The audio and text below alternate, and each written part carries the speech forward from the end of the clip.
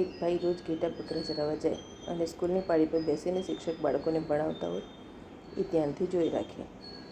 એક દિવસ એક બકરી ચરતી ચરતી શાળાની અંદર જતી રહી. એનું ધ્યાન ગયું એટલે તરત જ લેવા દોડ્યો, પણ ત્યાં લીલું ઘાસ હતું એટલે બકરી ચરતી હતી એટલે તે બારીની બહાર ત્યાં બેસી ગયો. અંદર શિક્ષક ટુબીના રૂપો ભણાવતા હતા. આઈ એમ, વી આર.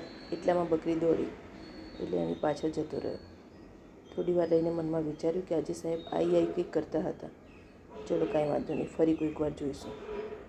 ફરી એકવાર ત્યાંથી પસાર થતો હતો ત્યારે સાહેબ ડૂના રૂપો શીખવાડતા હતા.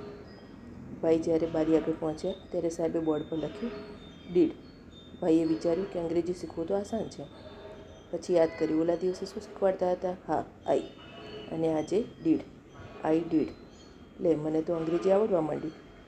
હવે એક દિવસ કોઈ કામસર શહેરમાં જવાનું થયું. ત્યાં ફોરેનર્સ આવ્યા હતા અને આ ભાઈ ધારી ધારીને ચિત્ર જોતા હતા. એટલે ઓલા લોકોએ પૂછ્યું હુ ડીડ ધીસ?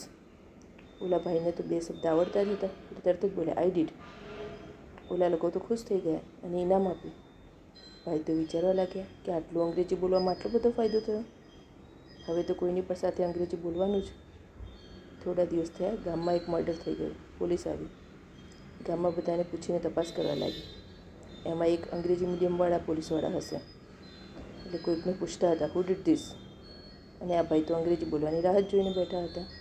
તરત જ પહોંચી ગયા અને બોલ્યા આઈ ડીડ. હવે શું? પોલીસ પકડીને લઈ ગઈ. ગામના લોકો વિચારમાં પડી ગયા કે આ તો ભરવાડ છે.